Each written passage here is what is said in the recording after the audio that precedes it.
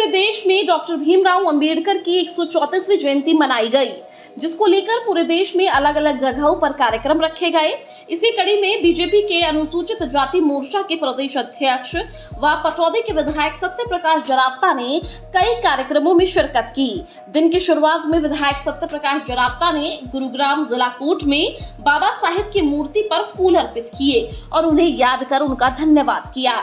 यहाँ उन्होंने बाबा साहेब को धन्यवाद कहते हुए कहा कि आपकी वजह से आज गरीब के बच्चे पढ़ लिख पा रहे हैं, उनको पहचान मिल पा रही है और वो अपने बच्चों का भविष्य भी जो है वो उज्जवल कर पा रहे हैं।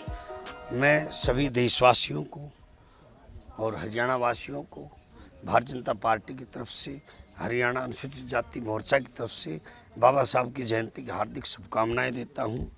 और आज के दिन हम प्रण लें कि बाबा साहब का जो मिशन था कि समाज के अंतिम पायदान के व्यक्ति को, हर व्यक्ति को, जो व्यक्ति समाज में आगे बढ़ा है वो अपने पीछे जो रह गया उसको बराबर में लाए और उनके अधिकारों के लिए, उनको न्याय दिलाने के लिए काम करें।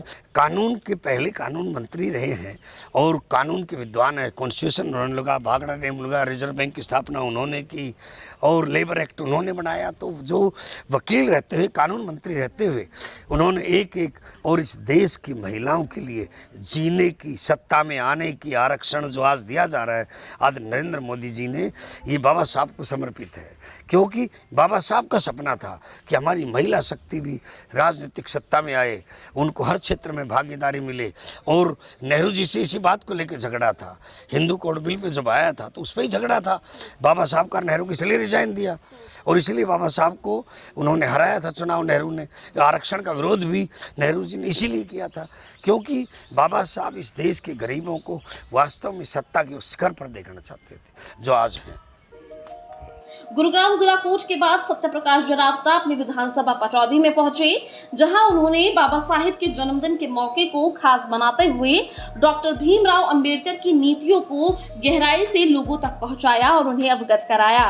उन्होंने उन लोगों को बताया कि कैसे बाबा साहेब ने संविधान में गरीब लोगों और महिलाओं का सबसे ज्यादा ध्यान रखा है, जिससे कि सभी लोग जाति पाति से दूर हटकर बराबरी पर आ सकें। बाबा साहब का एक सपना था कि हमारा देश पूरी दुनिया का नेतृत्व करे और उस सपने को साकार करने के लिए हमारे देश के यशस्वी प्रधानमंत्री आदरणीय नरेंद्र मोदी जी तोड़ मेहनत कर रहे हैं।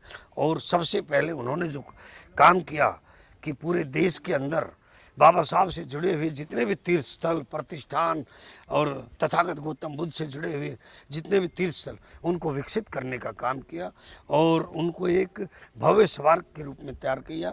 और इतना नहीं, एक स्पेशल ट्रेन चलाई गई ताकि हम यहाँ से दीक्षा भूमि नागपुर भी जा सकें, बोध गया भी जा सकें, सारनाथ भी जा सकें और महू भी जा सकें जहाँ बाबा साहब का जन्म हुआ।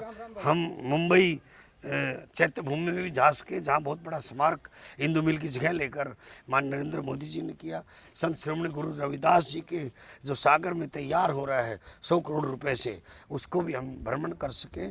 और बाबा साहब के एक एक वाक्य को आज नरेंद्र मोदी जी साक्षात रूप में लागू कर रहे हैं। पटौदी के बाद विधायक सत्य प्रकाश जरावता ने सोनीपत पहुंचे, जहां उन्होंने डॉक्टर भीमराव अंबेडकर सोसाइटी में आयोजित एक कार्यक्रम में शिरकत की।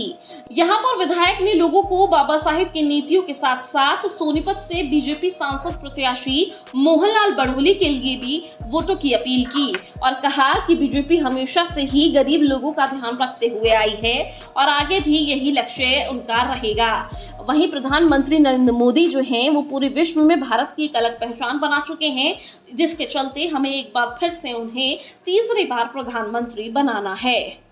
और इस संस्था के प्रधान श्री सत्यवान भाटिया जी ने मुझे आमंत्रित किया था कि आप इस संस्था में आप कार्यक्रम में आएँ और इस कार्यक्रम में हमारे साथी आदरणीय मोहनलाल बड़ोली जी जो भारतीय जनता पार्टी के लोकसभा के प्रत्याशी, उनको भी आमंत्रित किया गया है, वो भी आए थे।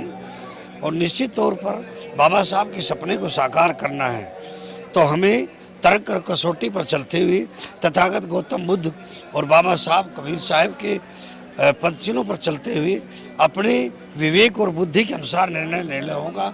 और आज समय का तकाजा है।